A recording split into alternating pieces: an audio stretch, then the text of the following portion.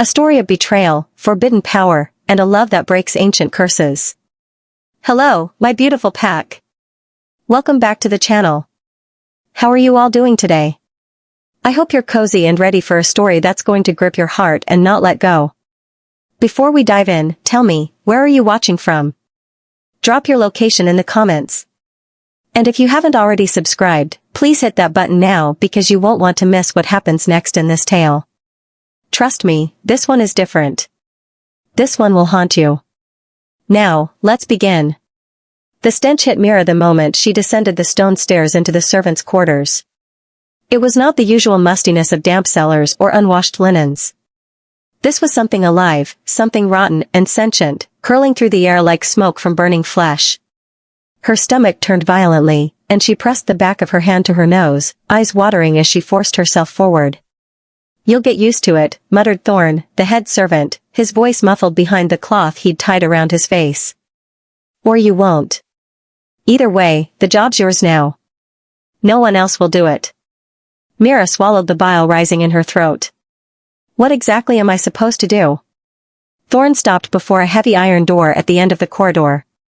Chains hung across it, locked tight, and symbols were carved into the wood, old magic meant to contain. "Wash him. The Alpha King wants him presentable for tomorrow's banishment ceremony. Can't have the pack seeing him covered in his own filth when they cast him out." Her heart stuttered. "Him? The prince." Thorn said the word like a curse. "Or what's left of him." He unlocked the chains with a key that trembled in his gnarled hands. The door groaned open, and the smell doubled, tripled, a wave of decay so thick Mira staggered backward. She heard something move inside the darkness, a shuffle, a whimper.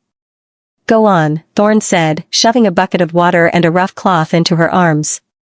"You've got until dawn." Then he left her there. Alone. Mira stood at the threshold, her wolf stirring uneasily beneath her skin. Every instinct screamed at her to run, to get away from whatever festered in that room. But she had no choice. She was a low-ranking Omega, a maid with no family, no protection. Refusal meant exile, or worse. She stepped inside. The room was small, windowless, lit only by a single candle burning low on a crooked shelf. In the corner, huddled against the wall, was a boy. He couldn't have been more than 16, maybe 17. His dark hair hung in matted clumps over his face, his clothes, if they could be called that, were shredded rags clinging to a too-thin frame. His wrists were raw and red from iron shackles bolted to the wall, and his skin was covered in grime so thick she couldn't tell its true color. But it was the smell. God, the smell. It poured off him like something dying from the inside out, a rawness that made her wolf recoil in primal fear. This was not sickness. This was something unnatural. The boy didn't look up. He didn't move. He sat there, head bowed, breathing shallow and labored. Mira set the bucket down carefully. "I'm not here to hurt you." No response. She knelt a few feet away, keeping her distance, her voice soft.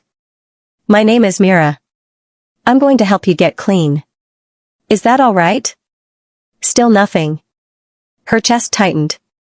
She had heard the rumors, of course. Everyone had.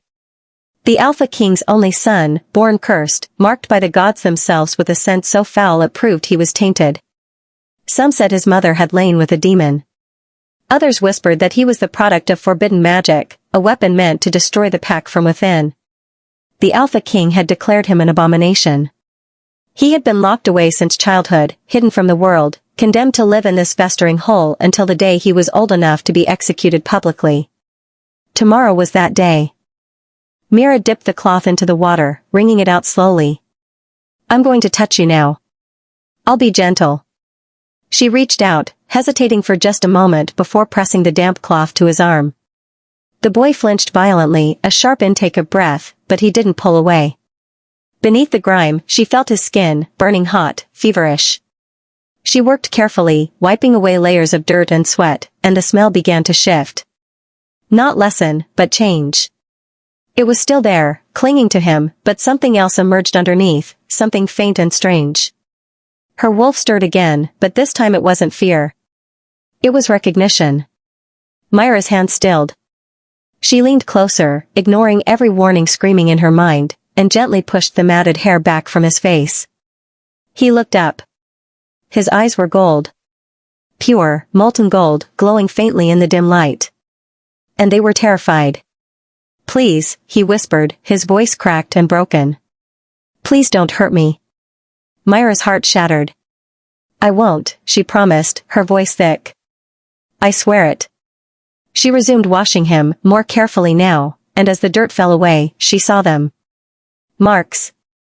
Intricate, black symbols etched into his skin, spiraling up his arms, across his chest, disappearing beneath the rags. They pulsed faintly, alive with magic so old it made the air hum. Her breath caught. This was no curse of rot. This was a binding. And it was breaking. Myra's fingers trembled as she traced the air above one of the symbols, not quite daring to touch it. The mark pulsed beneath his skin like a heartbeat, dark and ancient, and her wolf whimpered in the back of her mind. "What did they do to you?" she whispered. The boy, the prince, flinched at her words. His golden eyes darted to her face, then away, as if he expected her to recoil. When she didn't, confusion flickered across his gaunt features. "You're still here," he said, his voice barely audible. "Why are you still here?" "Because you need help." Mira dipped the cloth back into the water, which had already turned murky brown. "What's your name?"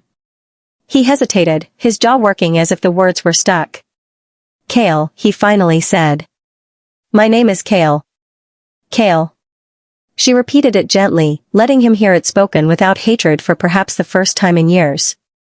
"I'm going to keep washing you, Kale. We need to get you clean before dawn." "Why?" His voice cracked. "So they can parade me before the pack looking presentable? So I look dignified when my father drives the blade through my heart?" Myra's hand stilled on his shoulder. The bitterness in his words was understandable, but beneath it, she heard something else. Resignation. Acceptance of a fate he'd been told he deserved since childhood. "Your father is the Alpha King," she said carefully. "Darius Shadowmane." Kale laughed, a harsh, broken sound. "My father doesn't claim me. He stopped being my father the day I was born, reeking of death. He told the pack I was cursed, that my very existence was an insult to the moon goddess. He locked me down here when I was 6 years old." His voice dropped to a whisper. "I haven't seen the sky in 11 years. Myra's heart clenched. 11 years. This boy had spent most of his life in this suffocating darkness, alone, condemned, convinced he was a monster. "The marks on your skin," she said quietly. "Do you know what they are?" Kale's gaze dropped to his arms, to the symbols that coiled like serpents across his flesh. "I've always had them. They burn sometimes, especially when I'm angry or afraid. The servants say they're proof of the curse. That something evil lives inside me. They're wrong." The words came out more forcefully than Mira intended. Kale's head snapped up, his eyes wide with shock. "What? These aren't marks of evil." Myra's mind raced, piecing together fragments of old stories her grandmother had told her before she died. Stories of ancient magic, of bloodlines so powerful they threatened those in power. "These are binding runes. Someone put them on you deliberately. To contain something.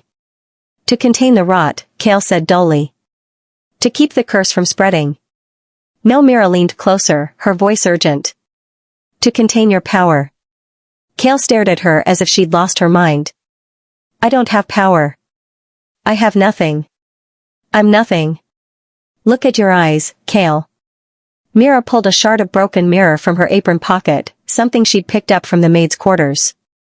She held it up to him. "Look." In the candlelight, his reflection flickered. Those golden eyes, glowing with an inner fire that no cursed creature should possess. The color of ancient alpha bloodlines, the mark of kings. Kale's breath hitched. "I don't understand." "Neither do I, not completely. But I know someone who might." Mira resumed washing him, working faster now. The smell was changing, dissipating with each layer of grime she removed. Beneath it, something else emerged. Something that made her wolf rise to attention, not in fear, but in reverence. "Who?" Kale asked. "My grandmother was a healer." She died 3 years ago, but she kept journals. Detailed records of old magic, forbidden practices, bloodline curses. Mira scrubbed at the dirt caked on his neck. She told me once that the most dangerous wolves aren't born cursed. They're born too powerful. And when a wolf pup is born with the potential to overthrow kingdoms, sometimes those in power will do anything to suppress that power. Even if it means cursing their own blood. Cale went very still. You think my father did this to me? I think someone did. And I think whoever it was wanted you to believe you were cursed so you'd never question it. So you'd never fight back. But the smell is part of the binding. Myra's voice was certain now. A deterrent. Who would look for hidden power in something that reeks of death? Who would show mercy to a prince that makes their wolves recoil in disgust? She wrung out the cloth and started on his hair, working carefully through the matted tangles. As she did, more of Cale's true appearance emerged. Sharp cheekbones, a strong jaw, features that would have been handsome if not carved hollow by starvation and despair. If what you're saying is true, Cale said slowly, if I was bound as a child, then why is the smell starting to fade now? Mira paused. She'd been wondering the same thing. How old are you? 17. Tomorrow is my 17th birthday. The age of ascension. Myra's breath caught. When a wolf comes into their full power. Cale, the binding isn't holding anymore. It's breaking because you're coming of age.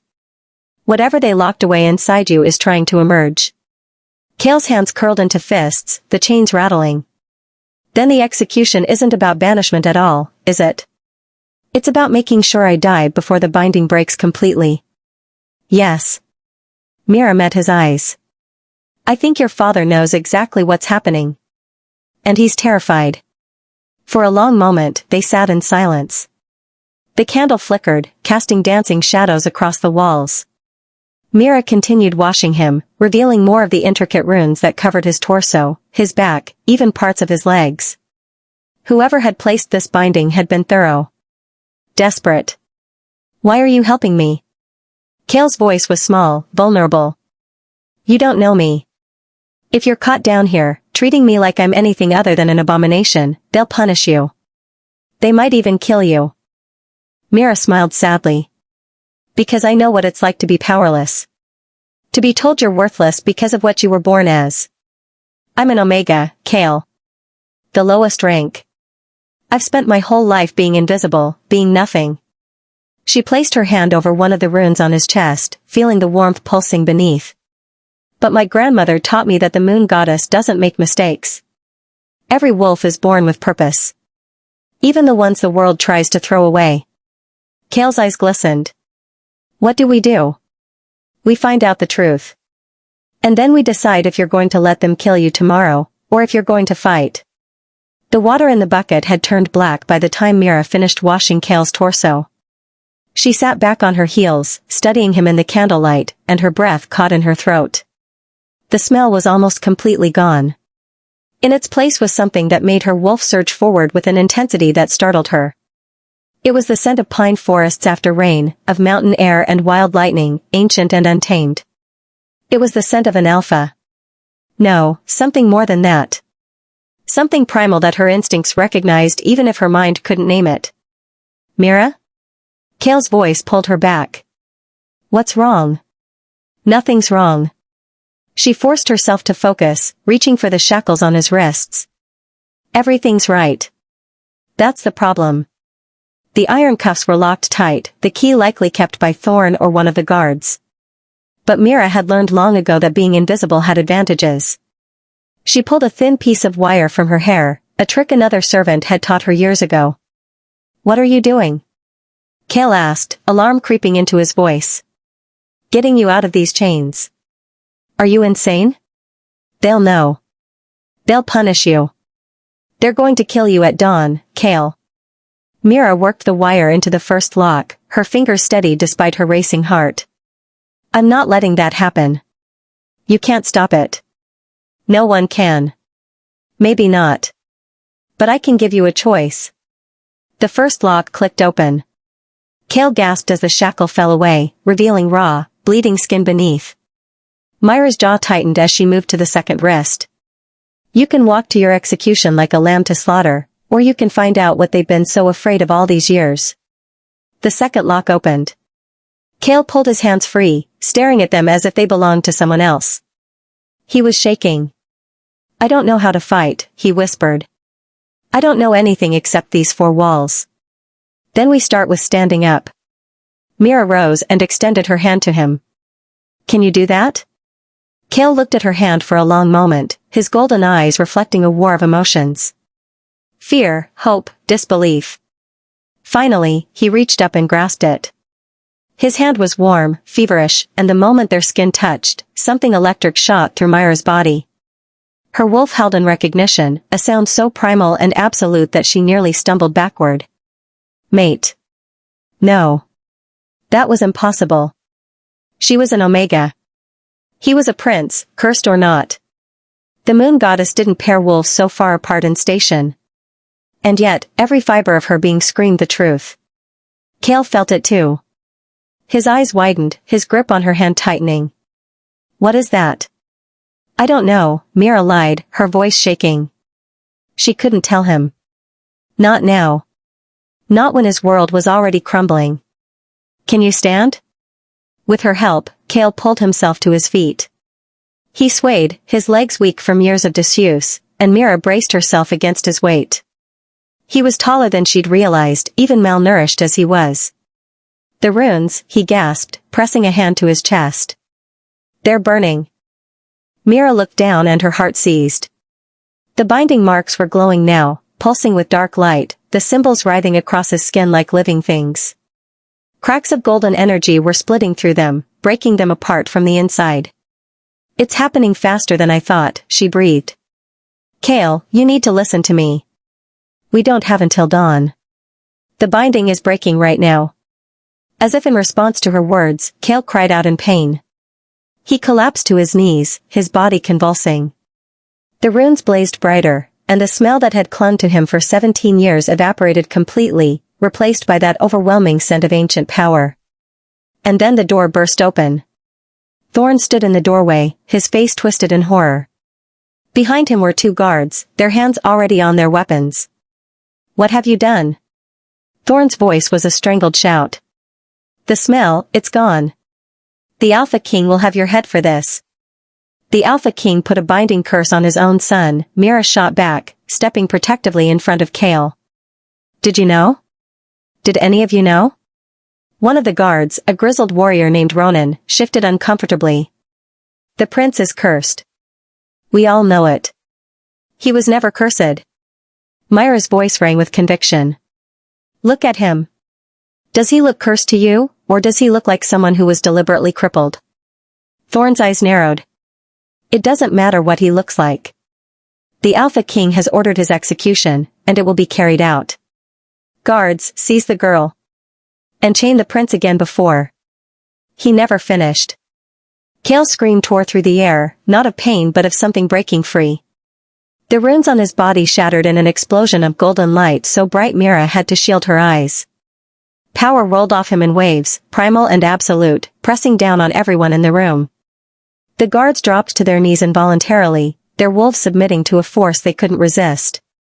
Even Thorn staggered back, his face pale with terror. When the light faded, Cale was standing. His eyes blazed pure gold, and his body was no longer marked with dark runes but with faint, shimmering lines of power that seemed to be part of his very essence. His scent filled the room, overwhelming, undeniable. This was no ordinary alpha. Impossible, Ronan breathed, his voice filled with awe. The old bloodline. The firstborn line. It's real. Cale looked at his hands, at the power coursing through him, and then at Mira. What am I? Before she could answer, a howl pierced the night. Then another. And another. The entire pack was awakening, drawn by the surge of power that had just torn through their territory. Thorn scrambled backward, his voice shaking. The Alpha King will know. He'll feel it. He's coming. Mira grabbed Cale's arm. We have to run. Now. But Cale didn't move. His golden eyes were fixed on the doorway, on the castle above them, where his father ruled. where his father had condemned him to death rather than face what he truly was. "No more running," Cale said quietly, and his voice carried a resonance that made the stone walls tremble. "If my father wants me dead, he'll have to face me himself." The prince who had cowered in darkness for 11 years was gone. And something far more dangerous had taken his place. The howls grew louder, closer, echoing through the stone corridors like a war cry. Mira could feel the pack converging on their location, drawn by the impossible power that had just erupted from the servants' quarters. "Cale, please." She tugged at his arm, but he might as well have been carved from stone. "You don't understand what you're doing. Your father commands hundreds of wolves. You're weak from years of imprisonment. This isn't a fight you can win. Then I'll lose." Cale's voice was calm, unnervingly so. "But I'll lose on my feet, not cowering in chains." Ronan slowly rose from his knees, his weathered face conflicted. "Prince Cale, the girl speaks truth. Your father has prepared for this day. He has weapons, wolfsbane, silver. He's not alone. Neither am I." Cale glanced at Mira, and something softened in his golden eyes. "She chose to help me when no one else would. That counts for something." "It counts for nothing if you're both dead," Thorn spat, backing toward the door. "I'm getting the Alpha King. You've just sealed your fate, boy." He fled up the stairs, his footsteps echoing in frantic rhythm. Myra's mind raced. They had minutes at most before Alpha King Darius arrived with his elite guard. She looked at the two guards still kneeling, their wolves subdued by Cale's presence but their loyalty to the Alpha King unquestionable. "Ronan," she said urgently. "You've felt it. You know what he is. The firstborn bloodline hasn't been seen in centuries. The legends say they were the original alphas, chosen by the moon goddess herself to lead all wolves." Ronan's jaw worked, conflict written across every line of his scarred face. "The legends also say the firstborn line died out because their power was too dangerous. Too absolute. Kings feared them because they could command any wolf, regardless of pack bonds or loyalty. That's why my father bound me." Cale's voice was bitter. "He knew. He's always known what I am." The second guard, younger and less hardened than Ronan, finally spoke. "If the prince truly carries firstborn blood, then Alpha King Darius has committed the gravest sin. He's crippled the goddess's chosen." "Shut your mouth, Henrik," Ronan growled. "You speak treason." "I speak truth." Henrik rose to his feet, though his wolf still strained under the weight of Cale's presence. "We all felt it when the binding broke. That kind of power doesn't lie. It doesn't deceive. The Alpha King does." Footsteps thundered above them. Many footsteps. "They're coming," Mira whispered. Her hand found Cale's, and that electric connection sparked between them again, steadying her racing heart. "Cale, if you won't run, then you need to be smart. Your power is raw, untrained. You don't know how to fight, how to use what you are. Let me help you." "How?" He turned to face her fully, and she saw past the newfound strength to the frightened boy beneath. "I don't even know what I'm supposed to do with this. I feel like I'm burning from the inside out." "Then focus it." Mira squeezed his hand. The firstborn alphas could command wolves with their will alone. They didn't need to speak, didn't need to fight. They simply were, and others followed. That's not control. That's domination. It's survival. Myra's voice was fierce. And right now, that's all that matters. The door at the top of the stairs crashed open. Heavy boots descended, and then Alpha King Darius Shadowmane stepped into the chamber. He was everything Cale was not. Tall, powerfully built, with silver threading through his dark hair and eyes like chips of ice. He wore his authority like armor, and 36 guards flanked him, weapons drawn. But when Darius saw his son standing free of his chains, when the full weight of Cale's scent and presence hit him, the Alpha King's face went carefully blank. "So," Darius said quietly. "The binding broke early. I had hoped we'd have more time." "Time for what?" Cale's voice shook with barely contained rage. "Time to murder me in front of the pack? Time to bury the truth of what you did?" "I did what was necessary." Darius descended the stairs slowly, deliberately. "You think I wanted this? You're my son.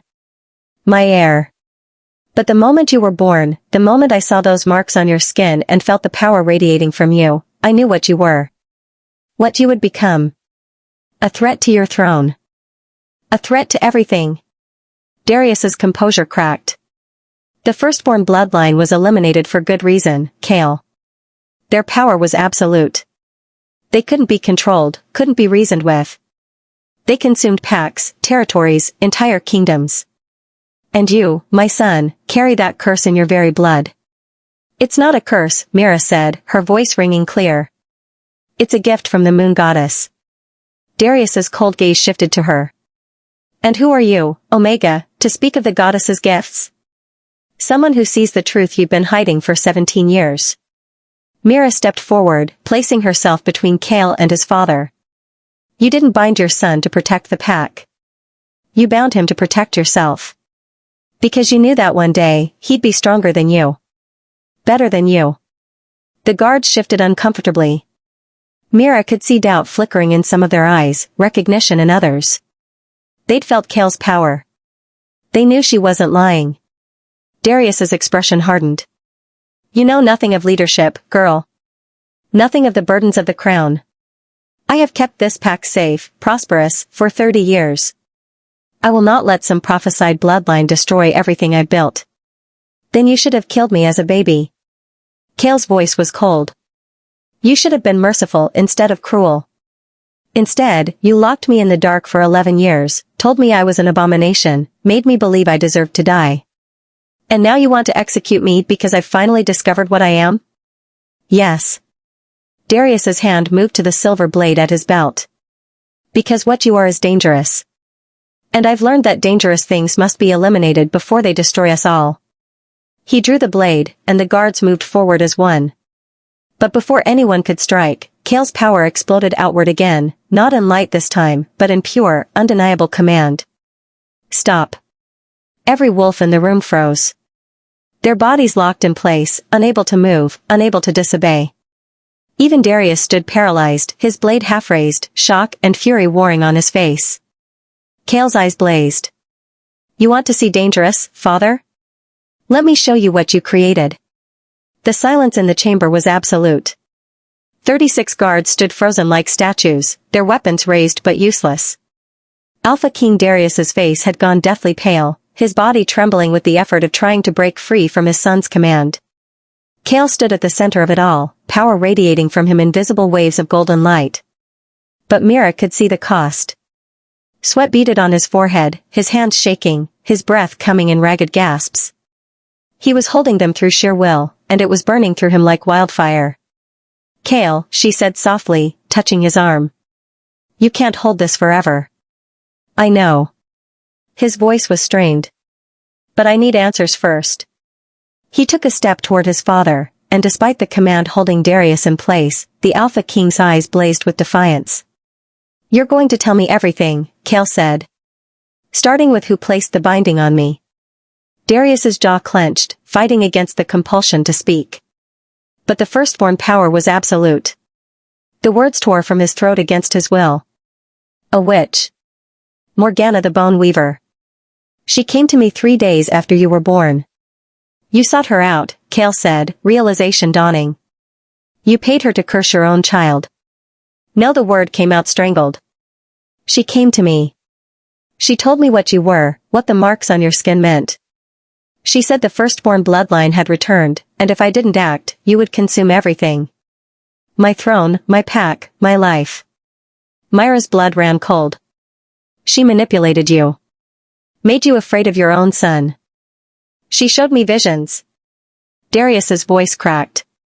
I saw Kale groan, standing over my corpse, the pack burning around him. I saw death and destruction following in his wake.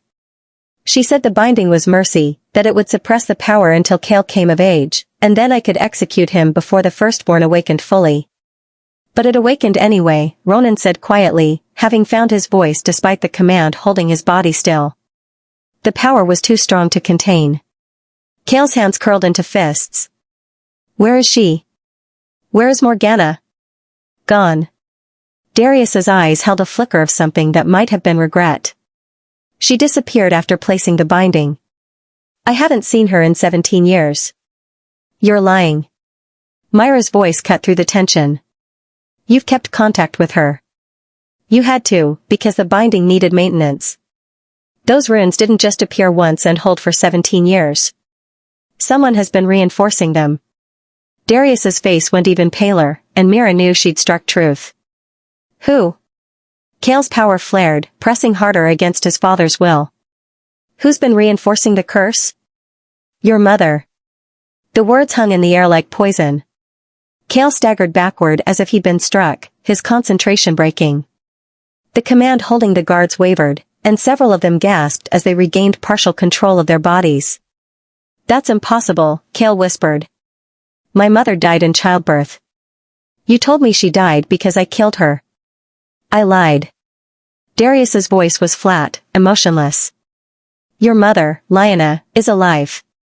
She's been in the North Tower this entire time, maintaining the binding through blood magic. Every full moon, she reinforces the runes, keeping the firstborn power suppressed.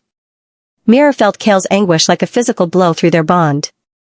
His mother was alive. Had been alive all these years while he rotted in chains, believing he'd murdered her with his very birth. Why? Kale's voice broke. Why would she do that? Because Morgana convinced her to. Darius's composure was crumbling now, the weight of 17 years of lies crushing down on him. The visions, the prophecies of destruction, your mother saw them all. She believed that keeping you bound was the only way to save you, to save the pack. She thought if we could just suppress the power long enough, you'd live a normal life. A normal life? Kale laughed, the sound bitter and raw. Chained in darkness, starved, called an abomination? That was your idea of saving me? It was supposed to be temporary. Darius shouted, his control finally breaking. We were going to lift the binding once you turned 18, once the firstborn power had been dormant long enough that it might never fully awaken. But Morgana lied to us. She told us the binding would hold, that it was stable. She never said it would break early. She never warned us that freeing you might be impossible. Henrik, the younger guard, managed to force words through the weakening command. Alpha King, if the witch lied about the binding, what else did she lie about? What if the visions were false? What if she wanted Prince Kale bound for her own purposes? Darius's eyes widened with horrified realization. The prophecy. She said when the firstborn awakened, 3 kingdoms would fall. She said Kale would be the destruction of the wolf packs. Or, Mira said slowly, pieces falling into place, she knew that a firstborn alpha would be powerful enough to stop her. So she ensured you'd destroy your own son before he could become what he was meant to be. The chamber erupted in chaos as Kale's power finally gave out. Guards stumbled forward, weapons clattering to the ground as they caught themselves. Darius fell to one knee, gasping for air. But no one moved to attack. The North Tower, Kale said, his voice hollow. I need to see her. I need to see my mother. Kale, no. Darius struggled to his feet. The binding is breaking. If Lyanna stops maintaining it before you learn control, the power will consume you. You'll become exactly what Morgana predicted. Or I'll become what I was always meant to be. Kale's golden eyes locked with his father's. Either way, I'm done being your prisoner. I'm done being afraid of what I am. He turned and started up the stairs. Mira followed without hesitation, her heart pounding. Behind them, Darius shouted orders, but his voice was weak, uncertain. Let them go, Ronan said quietly. The boy deserves to know the truth. All of it. As they climbed toward the North Tower, Mira felt the bond between them strengthening with every step. Maid or not, she would stand by Kale through whatever came next. Even if it meant standing against the entire pack. Even if it meant facing a mother who had abandoned her son to save him. Even if it meant discovering that Morgana's prophecy was true after all. The North Tower loomed above them like a prison of its own. Myra's legs burned as she climbed the spiral staircase behind Kale, his pace relentless despite his weakened state. The golden light that had blazed from him in the chamber below was dimming, flickering like a dying candle.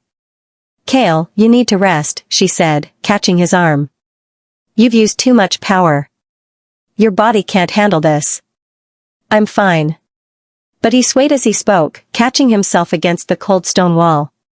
His skin was burning to the touch, fever raging through him as the broken binding wreaked havoc on his system. "You're not fine. You're dying." Myra's voice cracked. She could feel it through the bond, the way his life force was flickering, unstable. "The binding kept your power contained for 17 years. Now it's free, and you don't know how to control it. It's burning you alive from the inside." Kale's jaw tightened. "Then I'll die after I see her.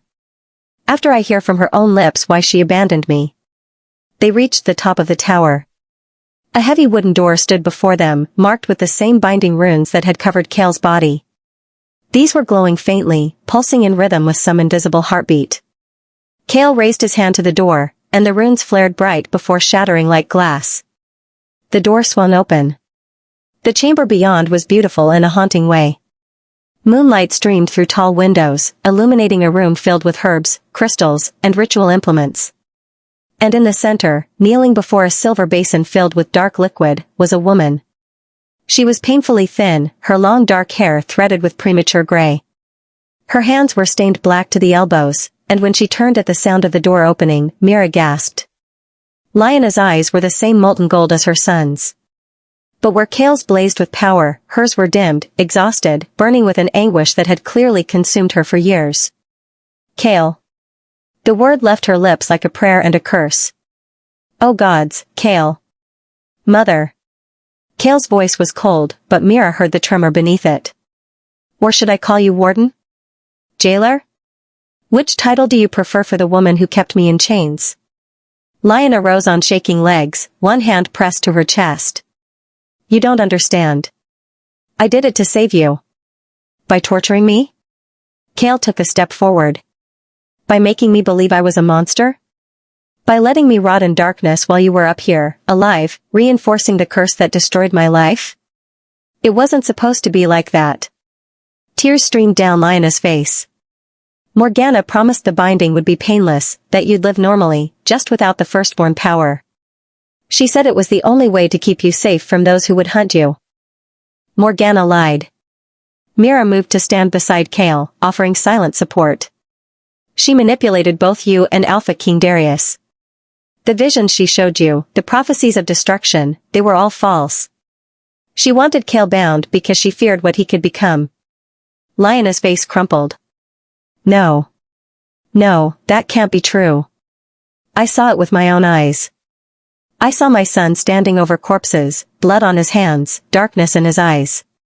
I saw him become a monster." "You saw what she wanted you to see," Kale said bitterly. "And you believed it.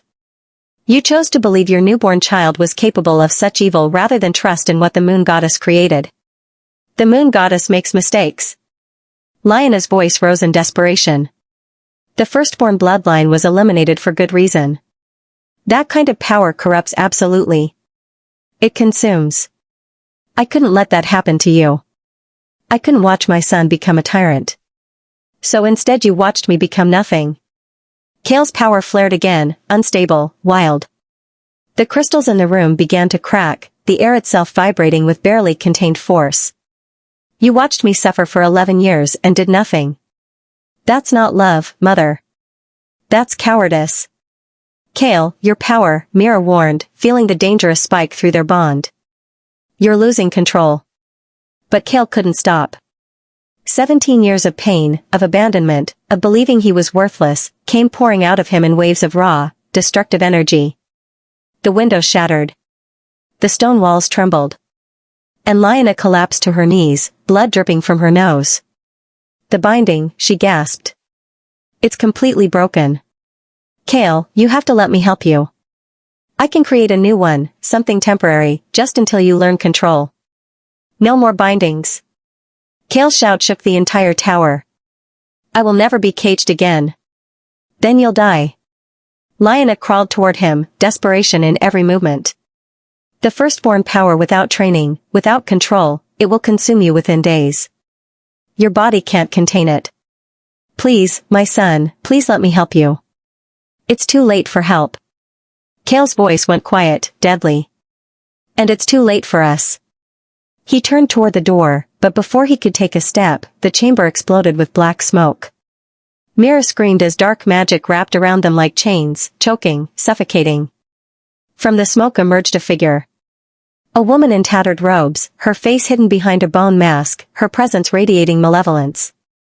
Morgana, Lyanna breathed in horror. "Hello, old friends." The witch's voice was like poison honey. "Did you really think I'd stay away when my greatest creation finally awakened?" Cale tried to summon his power, but the dark magic bound him tight. Mira struggled against invisible bonds, her wolf howling in fury. 17 years I've waited, Morgana continued, circling them like a predator. 17 years of carefully maintaining the binding, feeding it, ensuring it would break at precisely the right moment. And now here we are. The firstborn alpha, weak and untrained, his power burning him alive. Perfect. What do you want? Cale forced the words through gritted teeth. Morgana laughed. Why, to take your power for myself, of course. The firstborn bloodline, channeled through my magic, will make me unstoppable. 3 kingdoms will fall, just as I promised. But not by your hand, little prince. By mine. She raised her hands, and dark energy began to pour from Cale's body into hers. He screamed, his golden eyes blazing with agony as his very essence was ripped away. No.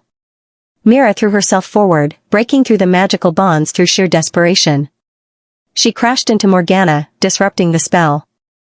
The witch snarled, backhanding Mira across the room. She hit the wall hard, stars exploding across her vision. Through the haze of pain, she saw Cale collapse, barely conscious, his power guttering like a dying flame. And Lyanna, rising to her feet with black magic crackling around her hands. You will not take my son, she said quietly. Then she attacked. Lyanna's magic collided with Morgana's in an explosion of light and shadow that shook the tower to its foundation. Mira dragged herself upright, her ribs screaming in protest, and crawled toward Cale's collapsed form. Cale, she gasped, pressing her hands to his chest. His heartbeat was erratic, his breathing shallow. The golden light that had blazed so brightly was now barely a flicker beneath his skin. Stay with me. Please, stay with me. His eyes fluttered open, unfocused. Mira. Run. Get away from her. I'm not leaving you. Mira looked up as another blast of magic tore through the chamber. Lyanna and Morgana circled each other, power crackling between them. Your mother is fighting for you. She's losing. Cale's voice was barely a whisper. Morgana is too strong. She's been stealing pack magic for years, feeding off the binding.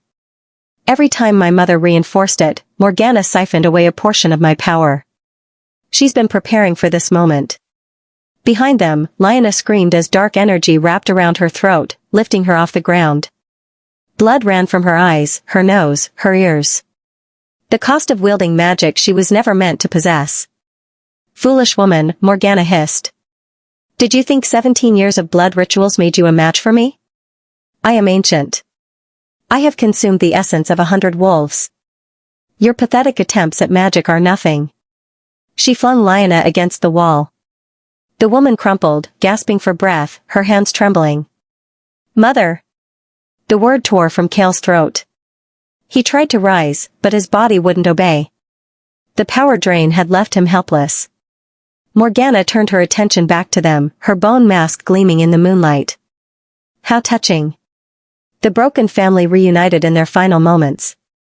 Tell me, Prince Cale, do you hate them? Your father who imprisoned you, your mother who cursed you. Do you wish them dead for what they've done? Yes.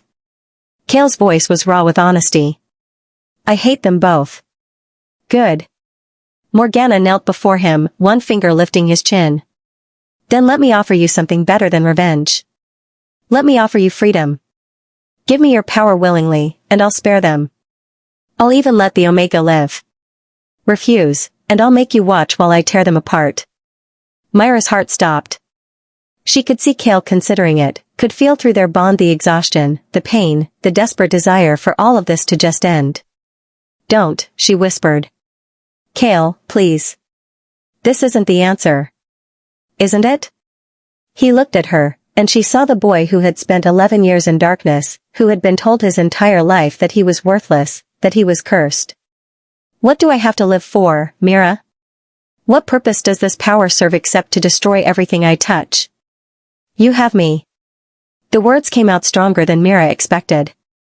You have a mate who chose you when everyone else abandoned you. You have a destiny that goes beyond revenge and pain. The moon goddess doesn't make mistakes, Kale. She gave you this power for a reason. The moon goddess is a myth, Morgana sneered. A story weak wolves tell themselves to explain their suffering. There is no grand purpose, no divine plan. There is only power, and those strong enough to take it. You're wrong. Liona's voice rang out across the chamber. She pulled herself upright, blood streaming down her face, but her golden eyes burned with fierce determination. I've spent 17 years drowning in guilt, believing I was protecting my son by caging him. But Mira is right. The goddess doesn't make mistakes. She stumbled toward Kale, her legs barely supporting her weight. I saw the visions Morgana showed me. I saw you covered in blood, standing over corpses. But I never asked whose blood, whose corpses. I never questioned whether you were the villain or the hero of that vision. Kale stared at his mother. What are you saying? I'm saying I was a fool. Liona collapsed beside him, taking his face in her trembling, blackened hands. The vision wasn't a warning to stop you. It was a promise of what you would become if we tried. By binding your power, by making you suffer, we created the very darkness we feared. How poetic, Morgana said dryly. But ultimately meaningless. The boy is dying. His power is mine whether he surrenders it or not. Not if I break the final seal. Liona's voice was steady despite the tears streaming down her face. There's one more binding, Kale. One I placed on you the day you were born, before Morgana ever came to us. A protection spell, woven into your very soul, meant to shield you from those who would harm you. Kale's eyes widened. The warmth. When Mira first touched me, when she held my hand, I felt something. Like a lock turning. Your mate bond. Liona smiled through her tears. The protection recognizes her. She's the key to unlocking not just the binding, but your true potential. Everything you're meant to be. No. Morgana's composure shattered. She lunged forward, dark magic blazing from her hands. I will not be denied. But Liona was faster. She grabbed Myra's hand and pressed it to Kale's chest, over his heart, and began to chant in the old language. Power surged through their connection, the mate bond igniting like lightning. Mira gasped as she felt it, the final binding breaking apart. But this time, it wasn't painful. It was like watching chains fall away from something beautiful, something that had been imprisoned far too long. Kale's eyes blazed gold, brighter than ever before. The symbols on his skin, the ones that had marked him as cursed, began to shift and change. They weren't disappearing, they were transforming into something new. Something magnificent. The firstborn mark, Liona breathed in awe. The true mark, not the corrupted version Morgana created. Kale, you're not just an alpha. You're the Alpha Prime. The one prophesied to unite all wolf packs under a single banner. Power exploded from Kale in waves of pure golden light. This time, it didn't burn him. It filled him, completed him, made him whole in a way he'd never been before. And through the mate bond, Mira felt it too. Felt his strength becoming hers, her compassion becoming his. He rose to his feet, steady and strong, and faced Morgana with eyes that held ancient wisdom. You wanted my power, Kale said quietly. Let me show you what it really is. The golden light radiating from Kale filled the chamber like sunrise after an endless night. Morgana stumbled backward, her bone mask cracking down the center as the sheer force of his presence pressed against her stolen magic. Impossible, she hissed. The binding should have crippled you permanently. Your power should be fractured, unstable. It was. Kale's voice resonated with authority that made the stones themselves tremble. Until someone showed me that I was never broken. Only bound by fear and lies. He extended his hand toward Mira, and she took it without hesitation. The moment their fingers intertwined, their combined power surged higher, the mate bond amplifying what he was, what they were together. Morgana's composure cracked completely. A mate bond? That's impossible. You were marked as unmateable, cursed to walk alone. I made certain of it. You made certain of nothing, Lioness said, rising to stand beside her son despite her injuries. You manipulated, you deceived, but you never understood the true nature of the firstborn bloodline. It cannot be controlled or corrupted. It can only be accepted or rejected. Morgana snarled, her form beginning to shift as the stolen magic writhed around her like living shadow. Then I'll take it by force. I've consumed the essence of 100 wolves. What's one more, even if he is firstborn? She attacked with everything she had. Black tendrils of corrupted magic lashed out like whips, each one carrying the screams of the wolves whose power she'd stolen. The tower walls cracked, the floor split, and the very air turned poisonous with dark energy. But Kale stood unmoved. He raised his free hand, and golden light poured forth like a shield, absorbing every attack Morgana threw at him. Through the mate bond, Mira felt him drawing not just on his own power, but on hers, on his mother's, on the strength of every wolf in the pack below who had felt his awakening and recognized their true alpha. You built your power on stolen magic, Kale said, his voice calm despite the chaos around them. On fear and pain and broken bonds. That was your mistake, Morgana. Real power isn't taken. It's given freely by those who believe in you. Pretty words from a broken prince, Morgana spat. Let's see how they serve you when I rip your omega apart. She twisted her hand, and Mira screamed as dark magic seized her heart, squeezing. The pain was excruciating, like being torn apart from the inside. Through the bond, she felt Kale's fury, his terror at losing her. Let her go. Kale's command rang with absolute authority. Release her now, or I will show you what true firstborn power can do. Make me, Morgana taunted, squeezing harder. Myra's vision began to darken, her wolf howling in agony. And Kale unleashed everything. The power that exploded from him wasn't violent or destructive. It was pure command, the absolute authority of the Alpha Prime, the will of the moon goddess herself made manifest. It didn't destroy Morgana's magic. It simply unmade it, unraveling 17 years of stolen power thread by thread. Morgana shrieked as the magic she'd hoarded began pouring out of her, golden light burning away the darkness. The essence of every wolf she'd consumed rose from her body like smoke, like souls finally freed from torment. No. No. She clawed at the air, trying to hold on to the power, but it was useless. Kale's will was absolute. This isn't possible. The firstborn were destroyed because they were monsters.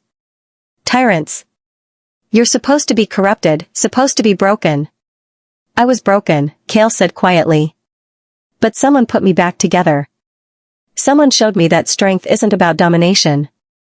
It's about protection. About choosing to be better than what you were made to be. He looked at Mira, his golden eyes soft with emotion. She saved me. Not with power or magic, but with kindness. With the choice to see me as something more than a curse. Mira felt tears streaming down her face as the dark magic released her heart. She gasped for air, her wolf settling into peace for the first time since the bond had snapped into place. Morgana collapsed to her knees, aged and withered without the stolen magic sustaining her. The bone mask fell away, revealing a face twisted by centuries of bitterness and greed. You think you've won? She rasped. You think this changes anything? The Pax will still fear you. Your father will still want you dead. You're still alone. He's not alone. Lioness stepped forward, placing a hand on Kale's shoulder. He has me. He has his mate. And he has every wolf in this kingdom who has been waiting for someone worthy to follow. As if in answer, howls rose from below. Not howls of alarm or aggression, but of recognition. Of acceptance. The entire pack had felt the shift, felt their true alpha claim his birthright. Footsteps thundered on the stairs. Alpha King Darius burst into the chamber, his elite guard behind him, weapons drawn. But when he saw Kale standing there, power radiating from him like the sun, Darius stopped dead. Kale, he breathed. Father. Kale's voice was neutral. Have you come to finish what you started? Darius looked at his son, then at Lioness bloodied and broken, then at Morgana withered and defeated. Understanding dawned across his face. She played us. She played us all. Yes. Kale's jaw tightened. And you let her. You chose to believe I was a monster rather than trust your own blood. I know. Darius dropped to one knee, and behind him, every guard did the same.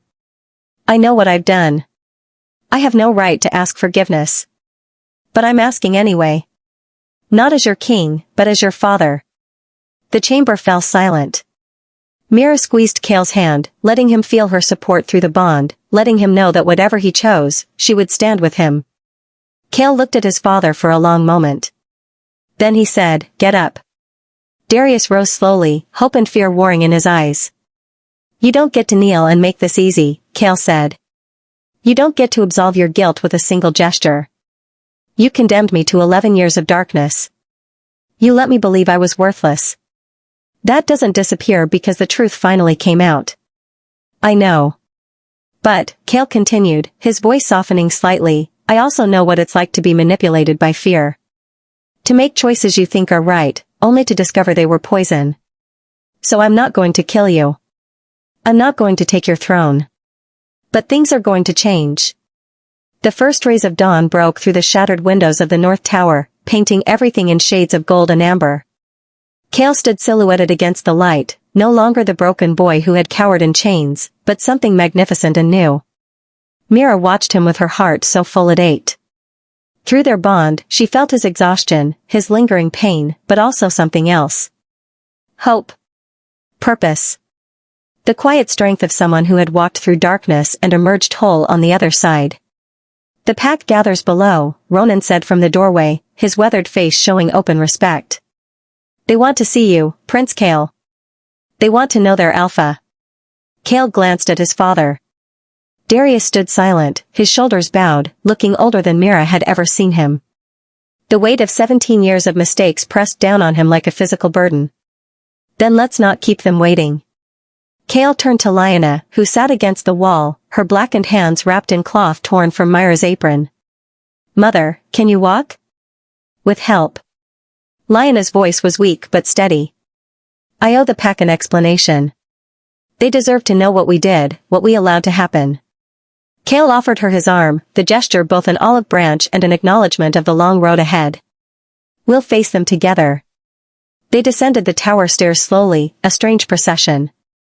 The prince who had been condemned, the maid who had saved him, the mother who had bound him, and the father who had imprisoned him. Behind them, guards carried Morgana's withered form in chains of pure silver.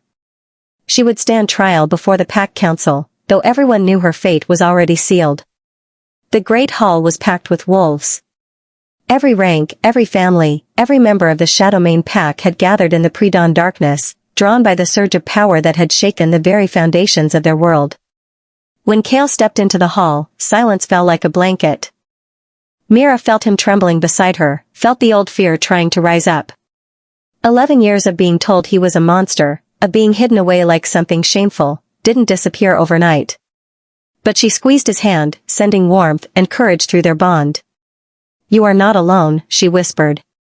You will never be alone again. Kale straightened his shoulders and walked forward.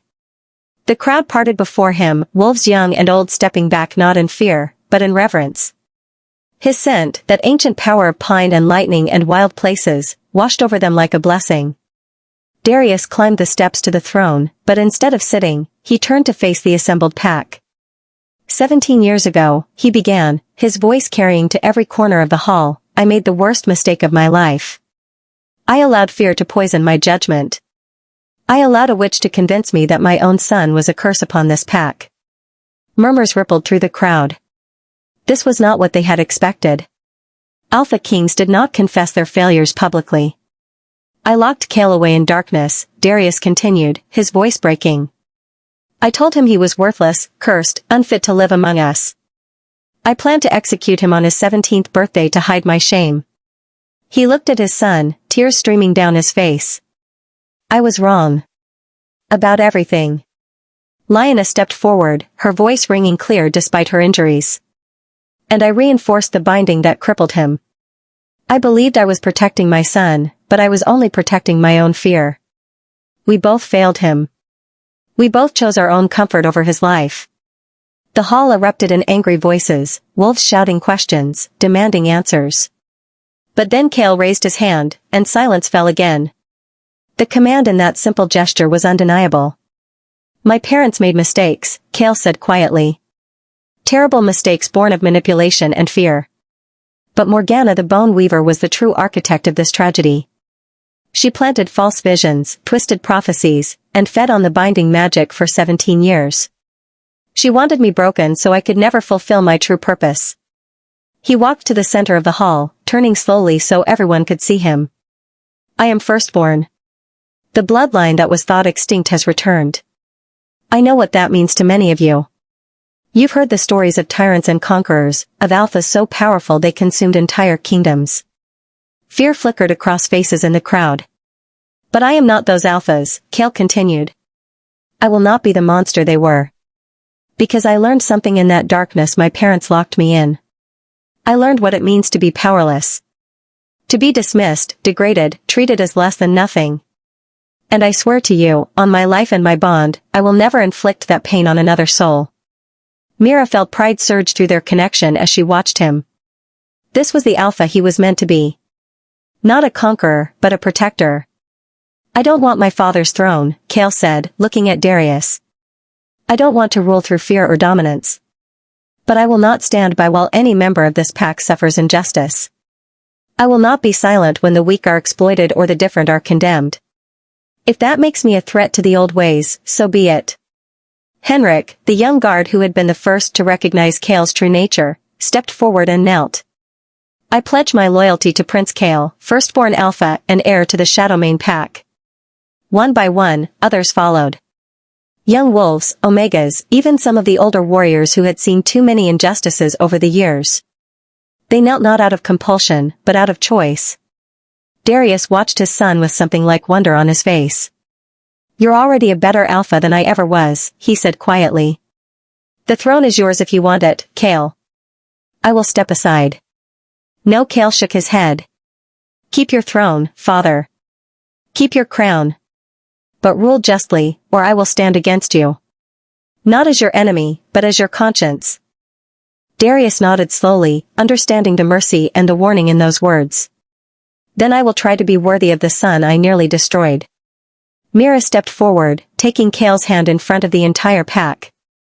And I stand with him, she said, her voice strong despite her lowly rank. As his mate, his partner, and his equal. Gasps echoed through the hall. An Omega and a firstborn prince. It was unheard of, scandalous, perfect. Kale smiled, really smiled, for the first time since Mira had met him. He pulled her close, pressing his forehead to hers in the traditional gesture of mate bonding. You saved me, he whispered. In every way a person can be saved. We saved each other, Mira corrected. The pack erupted in howls, not of aggression but of celebration. A new day was dawning for the Shadowmane pack, one where power was tempered by compassion, where the cursed prince had become a beacon of hope. Lyanna wept quietly, her tears a mixture of grief and relief. She had lost 17 years with her son, years she could never reclaim. But perhaps, given time and forgiveness, she could build something new. As the sun rose fully over the kingdom, Kale stood with Mira at his side, his mother on his left, and his father bowing before him. He was no longer the boy condemned for a rotten scent. He was Kale Shadowmane, firstborn alpha, mate to an Omega who had seen his worth when no one else would, and living proof that even the deepest curses could be broken by love. The prophecy Morgana had tried to twist came true after all, but not as she intended. 3 kingdoms would indeed fall. The kingdom of fear, the kingdom of prejudice, and the kingdom of lies. And in their place, something better would rise. Thank you so much for joining me on this journey, beautiful pack. If you loved Kale and Myra's story, please hit that like button and subscribe for more tales of love, magic, and redemption. Drop a comment telling me what you thought. Did the ending satisfy you? What was your favorite moment? I love hearing from you all. Until next time, may you find your own strength in darkness, and may love always break the chains that bind you. See you in the next story.